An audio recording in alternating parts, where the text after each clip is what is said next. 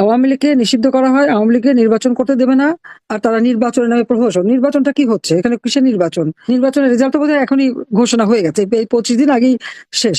আমাদের উপর অপরাধ দিত যে দিনের ভোট রাতে, আর এরা দিনের ভোট রাত লাগে না, এরা নির্বাচন আগেই তাদের ভোট আর তাদের রেজাল্ট আউট ভাব করার জন্য এখনই সব ক্ষমতায় চলে যাচ্ছে। এই হলো তাদের অবস্থা।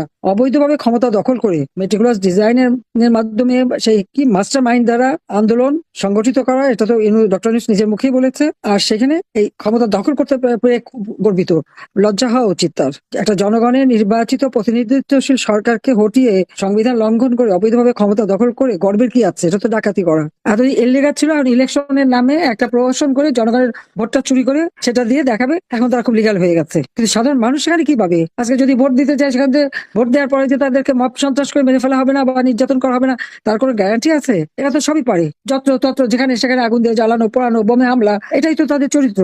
আওয়ামী লীগ মুক্তিযোদ্ধাদের নির্বিচারে হত্যা করা হচ্ছে, আহত করা হচ্ছে, ঘর বাড়ি, ব্যবসা প্রতিষ্ঠান, হাঁস মুরগি গরু মাছের খামার সবই লুটপাট, সবই ধ্বংস করে দিচ্ছে। প্রতি পদে পদে মানবাধিকার লঙ্ঘন করে যাচ্ছে। এই অবস্থা তো একটা দেশ চলতে পারে না। আমাদের অপরাধটা কি? দেশ স্বাধীন করা? তাই দেশকে অর্থনৈতিকভাবে উন্নতি করেছি। তাদের প্রভু দেশ পাকিস্তানের থেকে আমাদের অর্থনীতি অনেক অনেক বেশি শক্তিশালী। দক্ষিণ এশিয়ায় বাংলাদেশ শক্তিশালী অর্থনীতি দেশ হিসেবে দ্বিতীয় স্থান অধিকার করেছিল, সারা বিশ্বে 33 স্থান। আমাদের মাথা পিছু আয় আমরা 2793 মার্কিন ডলার উন্নীত করেছি। 2023 সালে আমাদের প্রবৃদ্ধি 7.25 আমরা উন্নীত করেছিলাম। জনগণের তো খাবারের কষ্ট ছিল না। ভূমিহীন গৃহহীন 8 লক্ষ পরিবারকে আমি বিনামূল্যে আধা পাকা ঘর, 2 কামরা, বসার জায়গা, স্যানিটারি ল্যাট্রিন, বিদ্যুৎ, পানি সবকিছু দিয়ে তাদেরকে বিনা সুদে ঋণ দিয়ে নিজেদের জীবন জীবিকা গড়ে তোলার ব্যবস্থা করেছি। এখন প্রত্যেকটা গ্রামকে শহরে উন্নীত করা, গ্রামের পরিবারকে আমার বাড়ি আমার খামার, পল্লী সঞ্চয় ব্যাংক করা, তাদেরকে ঋণ দিয়ে তারা যেন নিজেরা নিজে পায়ে দাঁড়াতে পারে, উৎপাদন করতে পারে। এবং কেউ যদি 200 টাকা জমাতে পারে, তাকে সরকারের পক্ষ থেকে আরো 200 টাকা দিয়ে একটা মূলধন করে সে যেন আর কারোর উপর নির্ভরশীল না হয়, আত্মমর্যাদাশীল আত্মনির্ভরশীল হয় প্রতিটি পরিবার। সেভাবে আমরা দেশকে কাজ করে যাচ্ছিলাম। সার্বজনীন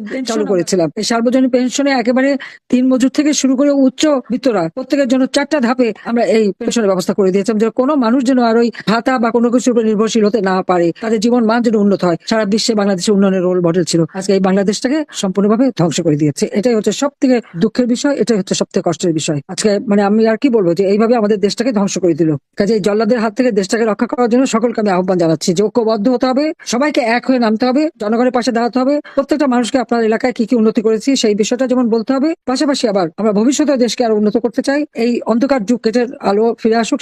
বিসমিল্লাহির রহমানির রহিম। আজকে আমরা কিশোরগঞ্জ 5, নিকলি এবং বাজিতপুর এই আসনে আলোচনা করলাম। প্রত্যেকটা মানুষের উপর যে অকথ্য অত্যাচার নির্যাতন চলছে তা ভাষায় বর্ণনা করা যায় না। সেই 2024 সাল থেকে, মানে জুলাই আগস্ট মাস থেকে আমাদের নেতা কর্মীদের উপরে নির্যাতন, আর এরপরে তো সেই নির্যাতনের মাত্রা শুধু বেড়েই চলেছে। একটা মানুষের ঘর নাই, বাড়ি নাই, প্রত্যেকটা মানুষের জীবনে নির্যাতনের চিহ্ন। বাবাকে পায়নি সেই নাবালক শিশু সন্তান, তাকে হত্যা করা, বা মাকে নির্যাতন, বোনদের নির্যাতন, 13 বছরের শিশু থেকে নিয়ে শুরু করে যাকে পাচ্ছে তাকে গ্রেপ্তার। মানে আইনের শাসন বলে তো কিছু নেই এদেশে। অথচ আমরা মামলা হচ্ছে সব আওয়ামী লীগের বিরুদ্ধে, কিন্তু অপরাধ করে যাচ্ছে কিন্তু এই ইউনূসের বাহিনী। তার মেটিকুলাস ডিজাইনের অংশ হিসেবে এই জুলাই থেকে যে নির্যাতন চালানো হচ্ছে বাংলাদেশে, তা অবর্ণনীয়। আজকে এই এলাকায় একই চিত্র। আওয়ামী লীগকে নিষিদ্ধ করা হয়, আওয়ামী লীগকে নির্বাচন করতে দেবে না, আর তারা নির্বাচনের নামে প্রহসন। নির্বাচনটা কি হচ্ছে এখানে? কিসের নির্বাচন? নির্বাচনের রেজাল্ট তো বোধহয় এখনই ঘোষণা হয়ে গেছে, এই 25 দিন আগেই শেষ। আমাদের উপর অপরাধ দিত যে দিনের ভোট রাতে, আর এরা দিনের ভোট রাত লাগে না, এরা নির্বাচন আগেই তাদের ভোট আর তাদের রেজাল্ট আউট ভাব করার জন্য এখনই সব ক্ষমতায় চলে যাচ্ছে। এই হলো তাদের অবস্থা। অবৈধভাবে ক্ষমতা দখল করে মেটিকুলাস ডিজাইনের মাধ্যমে সেই কি মাস্টার মাইন্ড দ্বারা আন্দোলন সংগঠিত করা, এটা তো ডক্টর ইউনূস নিজের মুখেই বলেছে। আর সেখানে এই ক্ষমতা দখল করতে পেরে খুব গর্বিত, লজ্জা হওয়া উচিত তার। একটা জনগণের নির্বাচিত প্রতিনিধিত্বশীল সরকারকে হটিয়ে সংবিধান লঙ্ঘন করে অবৈধভাবে ক্ষমতা দখল করে গর্বের কি আছে? এটা তো ডাকাতি করা। আজকে নিকলি বাজিতপুর এই অঞ্চল আওয়ামী লীগ ক্ষমতা আসার পর প্রত্যেকটা অঞ্চলেরই উন্নতি করেছে। এখানে হাওর এলাকা, সেই হাওরের রক্ষার জন্য ব্যবস্থা, বিশেষ করে বিশেষ করে বাজিতপুরে তো শিক্ষা দীক্ষা সব দিক থেকে যাতে উন্নতি হয়, এবং নিকলি বাজিতপুরের যোগাযোগ ব্যবস্থার উন্নয়ন সবই তো আমরা করে দিয়েছি। কিশোরগঞ্জ হচ্ছে সম্পূর্ণ হাওর এলাকা, এবং কিশোরগঞ্জের বাসী সবসময় কিন্তু সবসময় তারা নৌকা মার্কায় ভোট দেয়। সেই জন্যই কিশোরগঞ্জের প্রত্যেকটা এলাকার সার্বিক উন্নয়নে আমরা কাজ করছি। আমরা সেভাবে না, আমরা কাজ করছি সারা বাংলাদেশের সকল জনগণের জন্য। কিন্তু যেহেতু এই জায়গাগুলি সম্পূর্ণ অবহেলিত ছিল, মানুষের যোগাযোগ ব্যবস্থা সবথেকে খারাপ অবস্থা ছিল, কাজে মূল ভূখণ্ডের সঙ্গে যোগাযোগ, সেখানে স্কুল, কলেজ, রাস্তাঘাট যা কিছু করার সবই আমরা করে দিয়েছিলাম। কিন্তু আজকে আমরা কি দেখি, একে একে সব ধ্বংস করে দিচ্ছে। কৃষকদের এই অঞ্চলে আমরা বিনামূল্যে কৃষি যন্ত্রপাতি দেওয়া, সার বীজের ব্যবস্থা করে দেওয়া, মাত্র 10 টাকায় ব্যাংক অ্যাকাউন্ট খুলবে, উপকরণ কার্ড আমরা দিচ্ছি, যে উপকরণ কার্ড দেখালে যে কোনো মানে যে দোকান সেখান থেকে কৃষি উপকরণ নিতে পারবে বিনা, মানে খুব স্বল্প মূল্যে সারের দাম আমরা কমিয়ে দিয়েছিলাম, এবং উৎপাদিত পণ্য যাতে ন্যায্য মূল্য পায় সেই ব্যবস্থাও আমরা করেছি। ছাত্রছাত্রীর জন্য শিক্ষার সুব্যবস্থা আমরা করে দিয়েছি। কিন্তু আজকে সবকিছু ধ্বংস, ছেলে মেয়েদের লেখাপড়ার কোনো অধিকার নাই, প্রত্যেকটা স্কুল কলেজ সবই দখল করে নিয়েছে। শিক্ষকদেরকে চরমভাবে অপমান করা, শিক্ষকদের উপর যেভাবে তারা নির্যাতন, কয়েকদিন আগেও চট্টগ্রামে এক শিক্ষকের যেভাবে অপমান করলো, গায়ে হাত তুললো শিবিরের লোকেরা, ঢাকা বিশ্ববিদ্যালয়ের তাই সারা বাংলাদেশে প্রায় 10,000 উপর শিক্ষকদেরকে নির্যাতন চালিয়েছে এবং জোর করে তাদের পদত্যাগ করিয়েছে। এটা কোন ধরনের শিক্ষা? এই সমস্ত ছেলেমেয়েদের ভবিষ্যৎটা কি, সেটাই আমরা চিন্তা করি। আর হঠাৎ তো চলছেই, দেশটাকে একটা জঙ্গির রাষ্ট্রে পরিণত করেছে, যার ফলাফলটা কি এখন আমরা শুনলাম। ইউনূস সাহেব একেবারে আমেরিকার আশীর্বাদ নিয়ে ক্ষমতায় এসেছে, খুবই গদগদ, এবং দেশ বিক্রি করলো। আর জনগণ কি পেল? আজকে আমেরিকার ভিসা বন্ধ করে দিয়েছে, আমেরিকার ভিসাও স্থগিত। একের পর এক প্রায় 25টার উপরে দেশে বাংলাদেশের মানুষের ভিসা বন্ধ। আর আমাদের ডক্টর মোহাম্মদ ইউনূস, যারা নাকি আমেরিকা নাকি চোখের মণি, তারা বলি বাংলাদেশের জনগণের ভিসা দেওয়াটা স্থগিত করে দিয়েছে। নির্বাচন হতে না হতেই শুরু হয়ে গেছে কমিশন খাওয়া, চাঁদাবাজি। আর সেই সাথে সাথে মুক্তিযোদ্ধাদের যে বীরত্বের কাহিনী, প্রত্যেকটা মুক্তিযোদ্ধা যেসব এলাকায় যুদ্ধ করেছেন সেগুলি রেকর্ড করে সব মানুষকে শোনানো হতো, জানানো হতো যে কতটা আত্মত্যাগ তারা করে গেছেন, কিভাবে এই দেশটা স্বাধীন হলো। এখন একে একে সেগুলো মুছে ফেলে দিচ্ছে।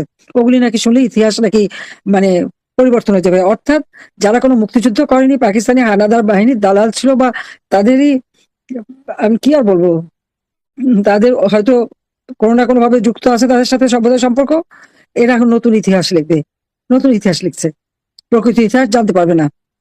সোশ্যাল মিডিয়া থেকেও এই ইতিহাসগুলি যাতে সরিয়ে ফেলে সেই চেষ্টা করে যাচ্ছে। তবে এটা শেষ হয় না, এটা তাদের জানা উচিত। এগুলি থেকে যায়, ইতিহাসকে মুছে কেউ পারে না, পারবেও না কখনো। মাঝখান থেকে দেশটাকে ধ্বংসের দিকে নিয়ে গেল। ছেলে মেয়েদের কাছ থেকে শিক্ষার অধিকার কেড়ে নেওয়া হয়েছে। নারীর ক্ষমতা, ঘরে ঘরে বিদ্যুৎ নেই, বিদ্যুতের জন্য হাহাকার, গ্যাস নাই, এমনকি কৃষক সার পায় না, দ্রব্যমূল্য ক্রয় ক্ষমতার বাইরে চলে গেছে। আর আইনের শাসন বলে তো কিছু নেই, যে যার ঘরে যখন তখন ঢুকতে পারবে, মারতে পারবে, লুট করতে পারবে, চুরি করতে পারবে। আর লুটের কথা কি বলবো, ডক্টর মোহাম্মদ ইউনূস নিজেই তো গণভবনে যে লুট করেছে। আমার যত কাগজপত্র, যা জুয়েলারি, সোনা দানা গহনা বা যা ছিল সবই তো লুট করে নিয়ে গেছে সে। এখন তো আমার একা না, আমি, আমার বোন, আমাদের বাচ্চাদের সব ছিল, এমনকি লকার ভেঙে আমার নানি, দাদি, মা সহ আমাদের যত গহনাগাটি যা ছিল তাও ইউনূস সাহেব লুট করে নিয়ে গেছে। লুট করতে জানাটাই, আর লুট করে পয়সা বানানো, এটাই তো তার চরিত্র, এটা সেটা প্রমাণ করেছে। আজকে আমাদের উপরে দোষ দেয়। আমি 2024 সালে প্রথম হত্যাকাণ্ডের শিকার হয় কে? সে ঢাকা কলেজের ছাত্রলীগের ছেলে সবুজ আলী, তাকে নির্মমভাবে মারে। নাজমুল হোসেন, আমাদের 59 নম্বর ওয়ার্ড আওয়ামী লীগের স্বেচ্ছাসেবক লীগের, সে ঢাকা দক্ষিণ। নুরে আলম 18 নং ওয়ার্ড শ্রমিক লীগ গাজীপুরে। সুমন 61 নং ওয়ার্ড স্বেচ্ছাসেবক লীগ ঢাকা দক্ষিণ। হামিদুল ইসলাম জুয়েল মোল্লা গাজীপুর যুবলীগ। এই জুয়েলরে তো পা বেঁধে ঝুলিয়ে রেখে মেরেছে।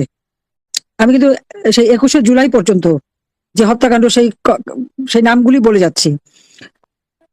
মোহাম্মদ রোমান আওয়ামী লীগ ঢাকা, বাকের মিয়া তার পিতার নাম ইউনূস মোল্লা 18 নং ওয়ার্ড স্বেচ্ছাসেবক লীগ। সৈয়দ জহিরুল ইসলাম, তাকে হত্যা করেছে টিপু, শিবপুর নরসিংদী। এই জহিরুল ইসলাম এবং টিপু দুজন, এদেরকে মমিনুল ইসলাম 6 নম্বর ওয়ার্ড ঢাকা উত্তর। মোহাম্মদ বাবুল 6 নম্বর ওয়ার্ড যুবলীগ। কবির আওয়ামী লীগ ঢাকা উত্তর। তানিম যুবলীগ। পল্লবী ঢাকা উত্তর। এরকম আরো বহু নাম, মানে সেই জুলাই 15 থেকে এই 21-এর মধ্যে এদেরকে হত্যা করা হয়েছে। সে ব্যাপারে তো কোনো কথা আমরা শুনি না। আর সেই সাথে অগ্নিসন্ত্রাস এই জুলাই মাসের 21 তারিখের মধ্যেই যে অগ্নিসন্ত্রাসগুলি, বিটিভি ভবন তার 41টা কক্ষ, 17টা গাড়ি পুড়িয়ে দিয়েছে। স্বাস্থ্য অধিদপ্তরের 45টি গাড়ি ও ভবন আগুন দিয়ে পুড়িয়েছে। সেতু ভবনের 51টা গাড়ি পুড়িয়েছে এবং ভবন পুড়িয়েছে। টিকাদান কর্মসূচি ইপিআই ভবন, সেখানেও হামলা করে মহাখালীতে এটা উপস্থিত, সেখানেও ধ্বংসযজ্ঞ চালায়। মেট্রো রেল ফার্ম গেট যে স্টেশন, সেখানে আগুন দেয়। হানি ফ্লাইওভার শনির আখড়া, সেখানে আগুন দেয়। এমনকি চানখার পুল, সেখানেও আগুন দেয়। এলিভেটেড এক্সপ্রেসওয়ে মহাখালী, সেখানে আগুন দেয়। বাংলাদেশ বিজ্ঞান গবেষণা কেন্দ্র পিবিআই, সেখানেও আগুন দিয়ে হামলা করে আগুন দেয়। সেটা দুর্যোগ ব্যবস্থাপনা অধিদপ্তর 35টা গাড়ি অগ্নিসন্ত্রাস করে পুড়িয়ে দেয় বিল্ডিং এ। সেখানে যে সারা বাংলাদেশের দুর্যোগ আসলে পুরো ঘরটা কম্পিউটার এবং ডাটাবেস সবকিছু করা থাকতো, এবং যখন যেখানে আবহাওয়ার তথ্য সঙ্গে সঙ্গে চলে আসতো, জিনিসটা চালিয়ে করে ছাড়খাড় করে দিয়েছে। আমি নিজে যে দেখে এসেছি। ডাটাবেস সেন্টার যেটা মহাখালী, সেখানেও আগুন দেয়। করোনা হাসপাতাল আমরা করেছিলাম মহাখালীতেই, কোভিডের সময় কোভিড হাসপাতাল, যে হাসপাতালটা সম্পূর্ণভাবে করোনা রোগীদের জন্য মানে চিকিৎসা দেওয়া হতো, সেটা আগুন দিয়ে পোড়ায়। এমনকি পুষ্টি ইনস্টিটিউট বেশিরভাগই তো গবেষণা